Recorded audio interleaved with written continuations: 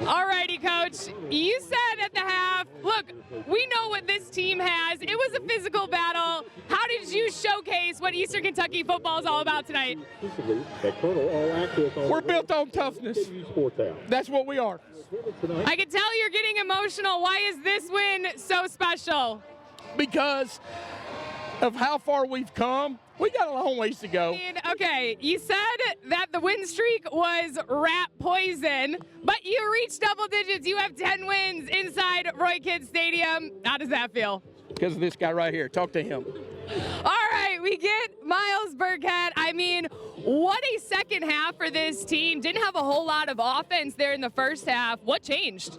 It's just a bunch of guys that want to go out there and compete to the very last second. There's a bit of rivalry and a lot of history between the QB1s tonight. Both are Tennessee natives and both dueled it out in high school.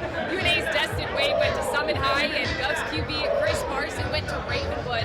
Now Wade is 2-0 against Parson in high school, and I spoke with both signal callers who had the utmost respect for each other's games, but for Chris Parson, there's a little extra motivation tonight. He said, we've been game planning for Wade all week, and he's hoping to flip that script and get into the win column against his rival. Guys. The Texans returning home after 2 impressive wins on the road. And the question for any head coach is, how will my team respond to success? For head coach Todd Wynn, he believes his team is ready to go with the veteran squad and the great practices they had this week. In fact, he said they'd be surprised if his team wasn't ready to roll first snap. On the other hand, for Mississippi Valley State, head coach Terrell Buckley said, it's all about being competitive today. He said, everyone on the team likes to call themselves, quote, dogs. Well, here's their chance to prove it. You guys are both new to the program this year, but you wouldn't know it by the chemistry you two have developed. I know that starts in the summer, but how did you find that extra edge to be able to connect so many times with each other? This is my brother. You know, this is my brother, man. Like. And I mean, when you hear that from your QB, what is it like to have a guy like Chris Parson throwing you the ball like that? It's very special. Lastly, for you, I mean, 3 touchdowns, but you also got engaged this week. I mean, what a crazy 7 days for you. How would you describe the week through your lens?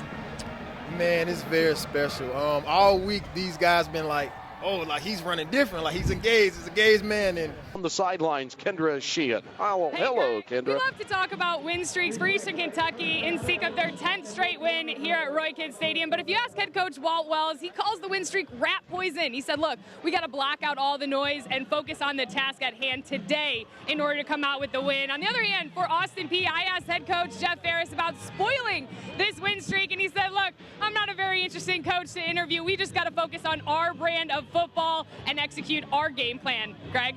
A beautiful Saturday night for a top 25 matchup with the reigning UAC champions in Abilene Christian, the 2023 UAC champions in Austin Peay. Both these offenses are clicking, with the Wildcats scoring 77% of the available points and the Governors scoring 84%. And what this means is both offenses have been on a tear to start the season, so we're in for a good one here in Abilene.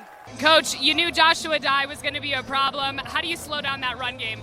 Last week, you came in and got the win against Chattanooga. This one, all your own. You get the win here for the Texans. How do you describe this one? Man, I just got to say, great job to our O-line. Pay the fee is the motto for Southern Utah football this year. They say you got to put in the work if you want to have success. They use this in the weight room and on the field. They say you got to have the big 3, energy, effort, and focus. And if you have those 3, anything can happen, and you can have the season of your dreams. And guys, I love this motto so much that I use it in my day-to-day. I pay the fee. It's my motivation to get to the gym. Spencer? Oh, we all have to get motivated somehow. Thank you, Kendra.